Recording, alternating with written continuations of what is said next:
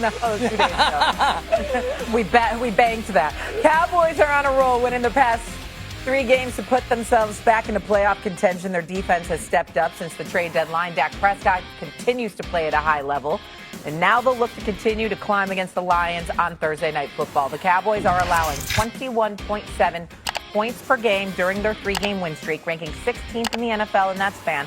Prior to this stretch, the defense was giving up over 30 points a game, only ranked ahead of the Bengals. Peter Schrager is here now. Peter! Hello, Peter. How many teams are scarier than the Cowboys right this second? I think they're the scariest team in the NFC right now. I think that every team is looking at them and saying, please, let's keep them out of the final 7. We don't want to face them in the playoffs.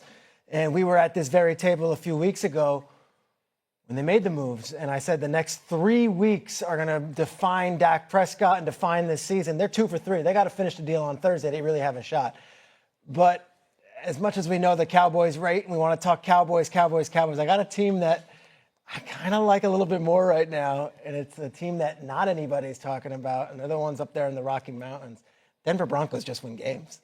Denver Broncos just win games. They are the first team since the Bill Parcells 1986 New York Giants to win 4 games in a row by less than 3 points. They are a defensive team that has a quarterback that seems to make the big plays when it matters, and they have an incredible home field advantage. As much as we're crowning the Cowboys and we're crowning the Patriots, I would tell you this. Watch out for this Denver defense. I know Houston Texans get all the spotlight. Nick Bonito, Pat Surtain, Cooper, all of them. They Zach step up. Allen. Love Zach Allen up front. This is the team that has a quarterback who has made all the plays this year and a head coach who has won the big one before. Denver Broncos starting off this 11 a.m. hour. I don't think anyone saw that coming, Russo. As the scariest team right now. Yes, I don't want to face them right now. Okay. No, they have a defense and they have a team that has an uncanny way to win when it matters most. Okay. What do you think, Marcus Spears? You agree with Schrags? No, I do not. I don't think you said Dallas is the best team in the NFC. I don't think that either. I think the Rams are. Okay. Even after the loss to Carolina, I think the 3 turnovers were an anomaly for Matthew Stafford and that football team. Here's the thing, man. Dallas right now in the NFC is one of the top 3 teams in the NFC based on how they played. The New England Patriots are the best team in football. The metric tells you they top 10 on defense, offense, and special teams, which is going to be something that obviously is going to come into play when we start talking about teams going through the playoffs. I like Denver. I also watched the Washington Commanders go up and down the field with the backup quarterback against the Denver Broncos. Name would be Marcus Mariota. Absolutely. I also saw earlier in the season them have to score 33 points in the 4th quarter against the Giants. No doubt. They have their flaws, but they also, to your point, finish games, defensively phenomenal. Bo Nix is clutch coming through. The beauty of the league now, and look, this thing can go up and down and go in flux every week. Beauty of the league now, there is no dominant team. There is not one. There's not.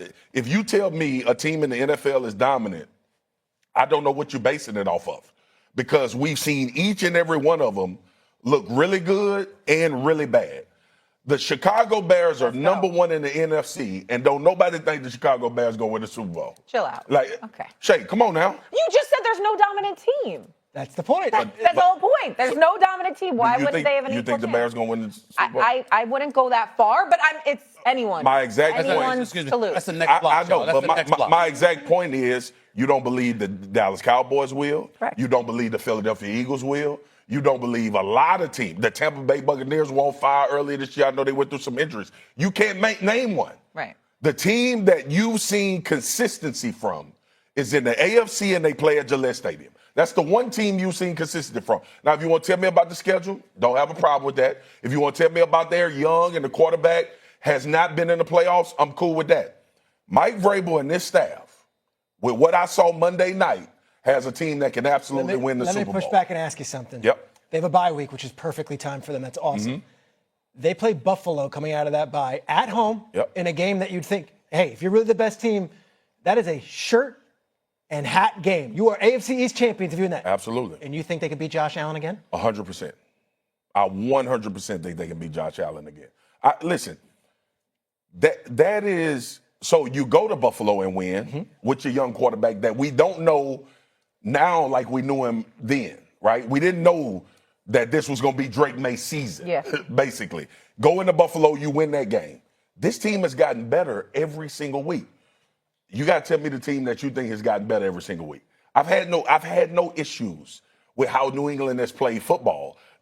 What they own 11 games now? Yeah. This their 11th win of the season. We've seen teams lose to bad teams. Carolina just beat the Rams, who I think is the best in the NFC. They are not losing games. And they are not losing games because they are actually dominating a lot of phases of these games. I got the Patriots right now as the #1 team in the league. Filibustering again, huh?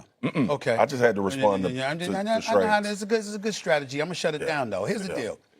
The answer to this question is Dallas. Peter's right. I got to confess that. And here's the reason why. Because the offense is so prolific. When you look at the Dallas Cowboys, forget how their defense is looking right now, which is obviously considerably better than what it has looked. The interesting part about the Dallas Cowboys is that you're saying their defense doesn't have to be great, just average, because their offense is that prolific. When you use the word scary, that is scary. When your offense is so prolific and everybody and their grandmama knows it, that your defense could be the middle of the road. That's all we asking for. We ain't asking you to be Ray Lewis and T. Sizzle and those boys and Ed Reed and those boys. We ain't asking you to be the Bears of '85. We ain't asking you to be the Giants with Strahan and the crew and O.C. Umenyiora and those boys. We're not asking for all of that. All we're asking you to be is average, because our offense is that damn lethal. The word scary applies when that's the narrative about your franchise. We got Cowboys, we got Broncos, Patriots. Where are you going? I'm going to take San Francisco. And one thing I'm going to, what do you mean, what? Let's hear this. They won at Seattle. They won at the Rams. Do you see their schedule? And by the way, Swaggo, I love you like a son, but take it easy with the Patriots. They beat Buffalo on the road and at Tampa, and that is it. They have done nothing. Those teams they play stink. The Giants stink. The Jets stink. Miami stinks. Take it easy. Let me see them do something. San Francisco, they're 9-4, okay? In the division, they're 4-1 with Seattle at home. They won in Seattle. They won in L.A. against the Rams. They have a bye week. Their schedule, they're going to beat Tennessee. That's 10.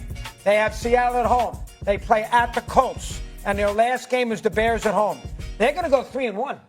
San Francisco is going to end up 12-5, and they could win the division. They're going to have a better record in their division than the Rams are going to have.